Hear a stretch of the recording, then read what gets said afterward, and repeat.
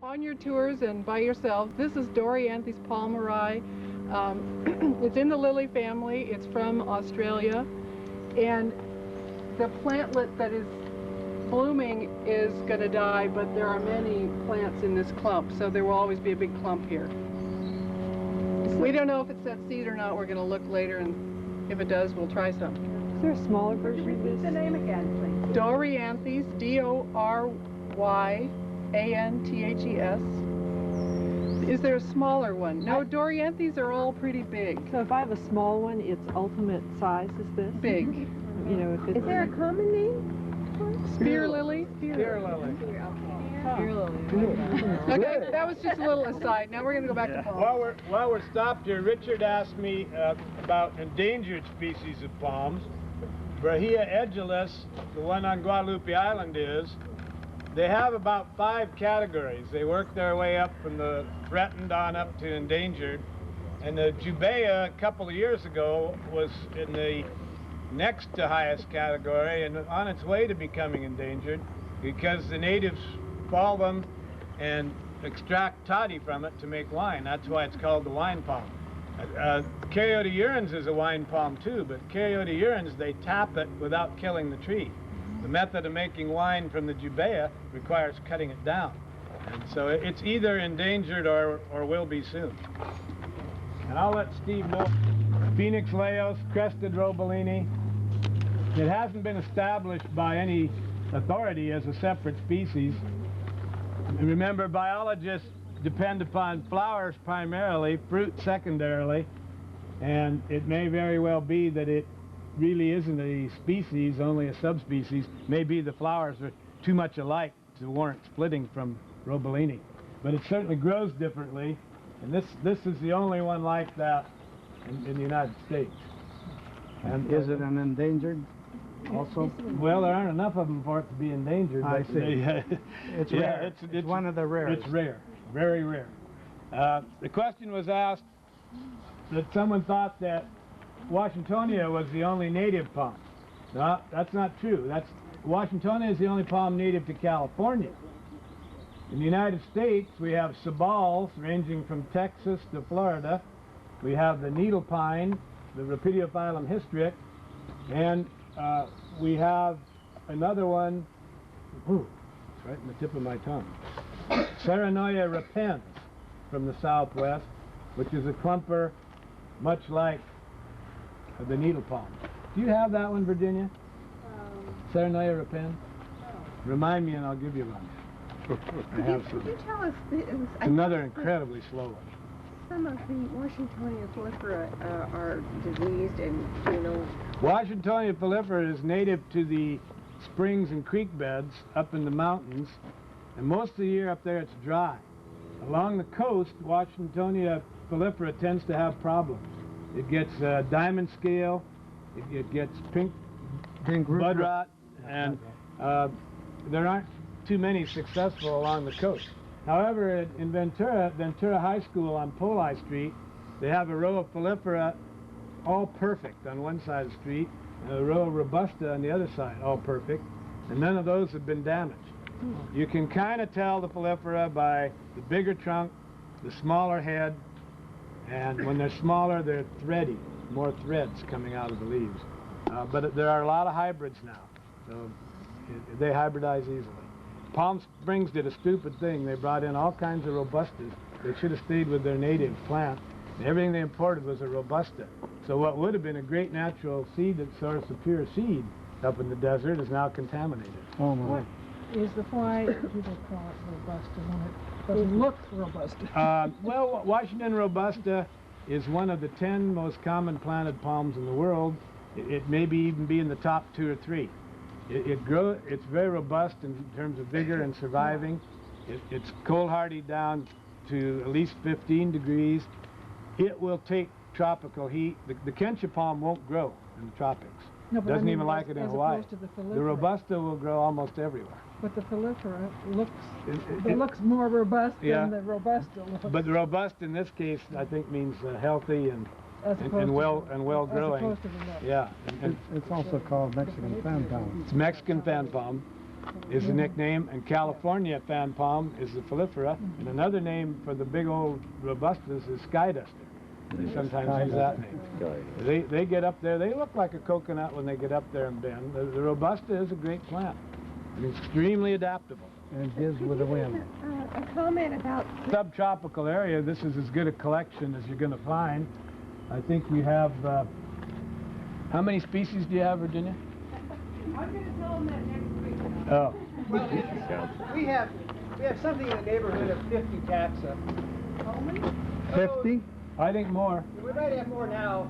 About 4 years ago, I think we had 52 taxa, and we've been adding some. Well, yeah, we'll build that up. We have 200 species of venturicolic, but they're mostly small.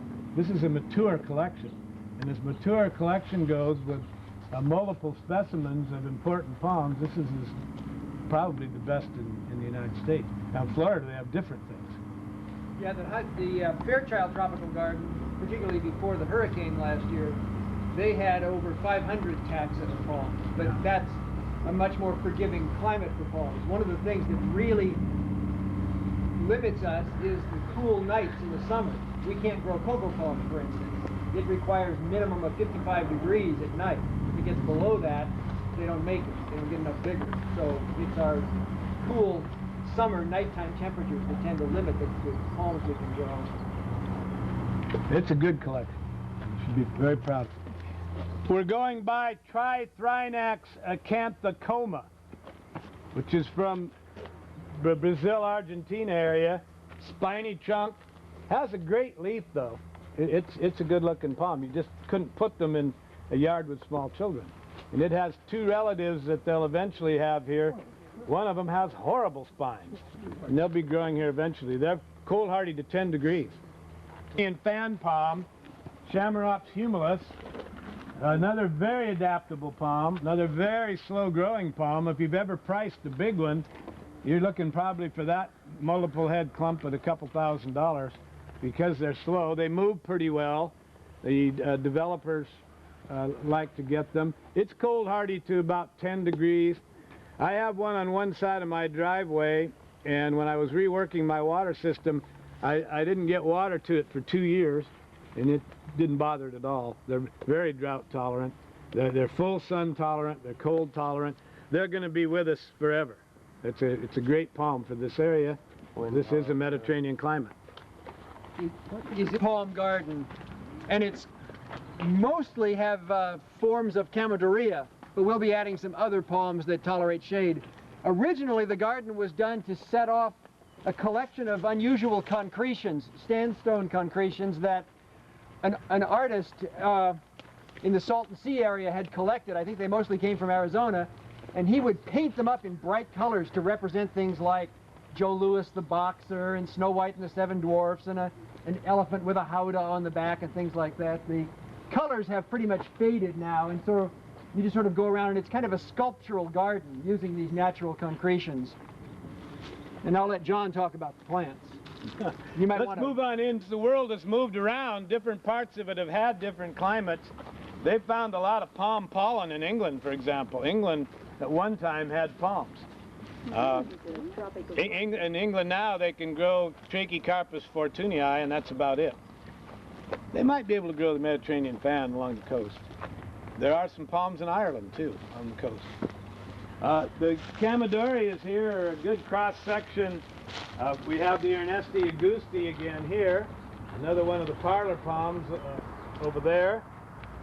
This one is one of the ones its name is now in confusion, and this is a Costa Ricana, Chamaedorea Costa Ricana, and you tell it because it has a little bit of cartilage-like material where the leaf comes out. It makes a little ridge, which the Potulensis doesn't. Otherwise, they're very hard to tell apart. Another reason for not letting people take seeds from the garden, see those pretty red seeds? They're probably not made.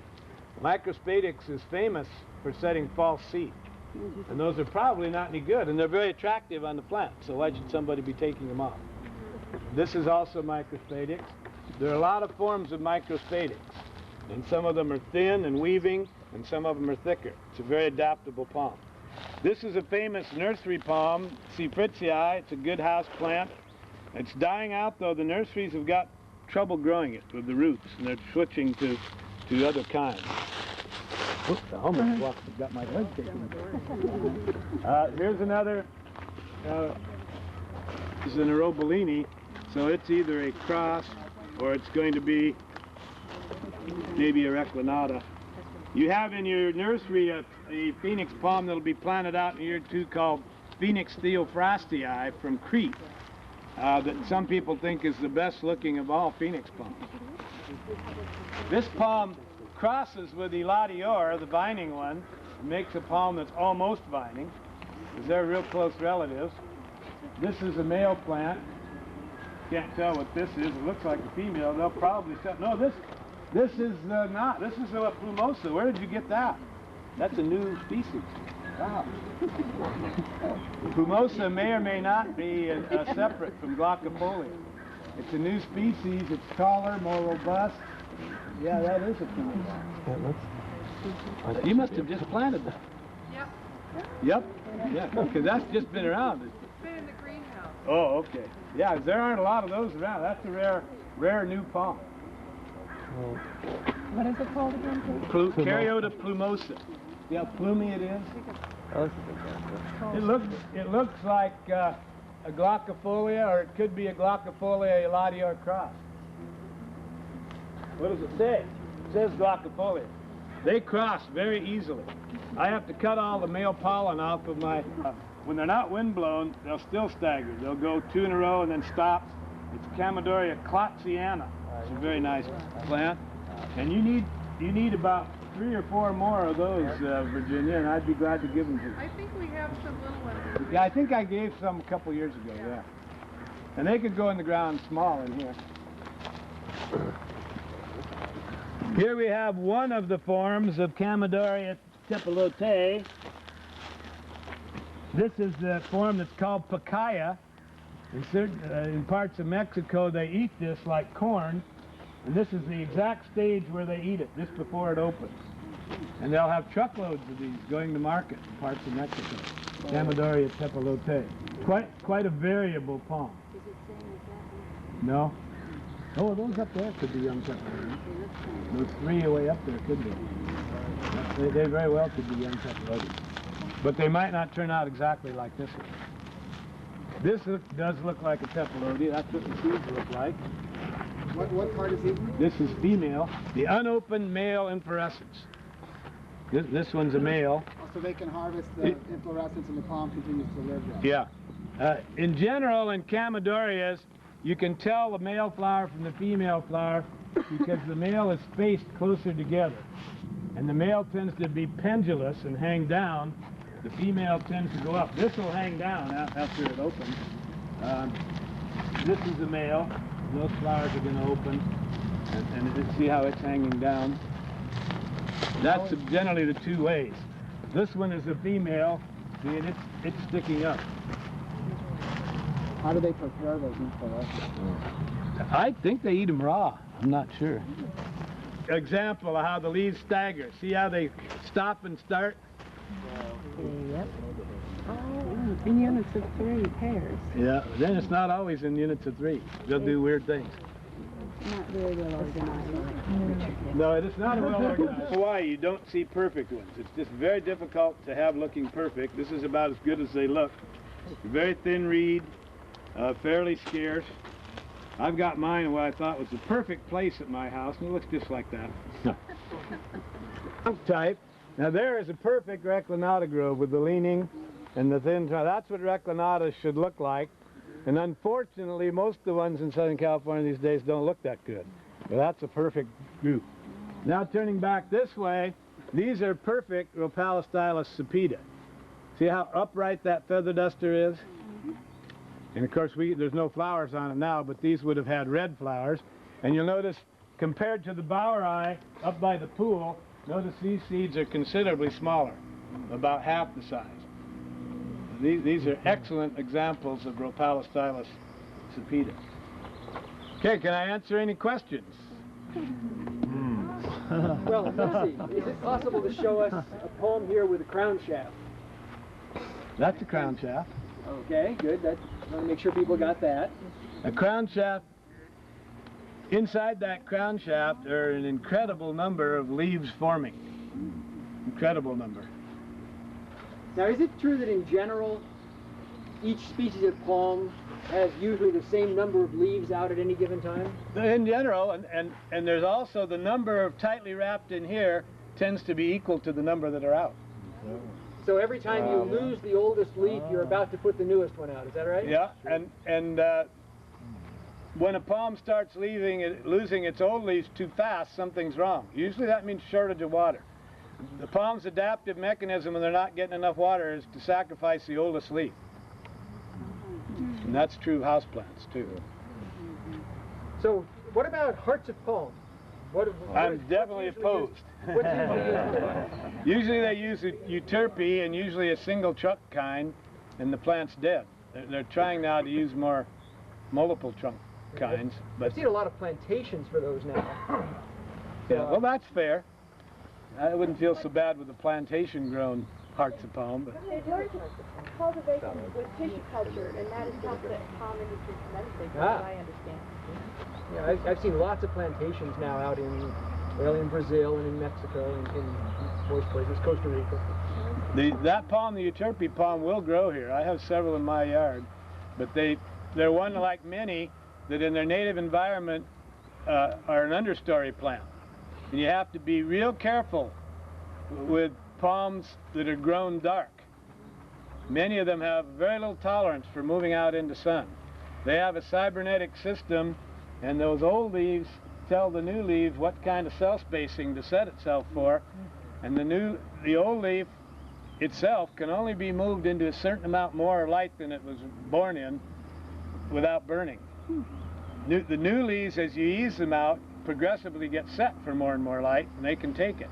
You can ease them out, but there are a lot of kinds you can't plunge suddenly into dramatically more light. There are exceptions. Brahias will do it, Phoenix will do it. There's some that don't care. They're so tough, they want the light. But they come from areas where they're usually not understory palms. Their beginning life is usually in the sun. But things like this that are usually in the understory, if you take a healthy seedling with 4 or 5 leaves and plunge it out into a lot of light, you're going to burn them. You probably burn all but the unopened stem, and it'll be all right. But now it can't make any food for 2 or 3 years, so you've set it back and a lot of time by doing that.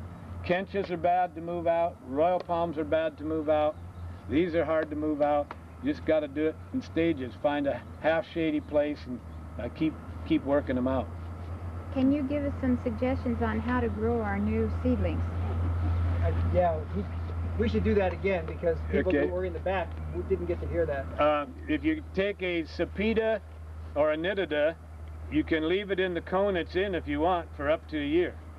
If you take a Jubea or a Brahia, it should go into a big pot, even at 5 gallons.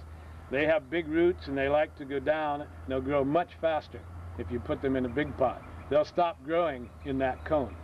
You just turn the cone over and tap it out and plant it. Remember, palms don't have a dormant season. They slow down their growth in the winter and they speed it up in the spring. Most of their roots are in one area, and a new root starts right underneath the trunk. They only do that in the warm months. So from now till September at the latest is when you want to repot palms or transplant palms. But be careful about transplanting any palm from ground to ground. You need to find someone who knows if it's one that does that or not, and they may need to be trenched and moved very carefully if they're going to live. It's better to try to get a palm where you want it in the first place. What about feeding palms? Feeding carefully, they can burn and it can kill them. I killed a couple this winter over fertilizing them, particularly nitrogen. On the other hand, I have some of my howias that I feel should be seeding, and they're not. They're this tall and not seeding, and I've been feeding them every 2 weeks 6 40 40. But you wouldn't want to give them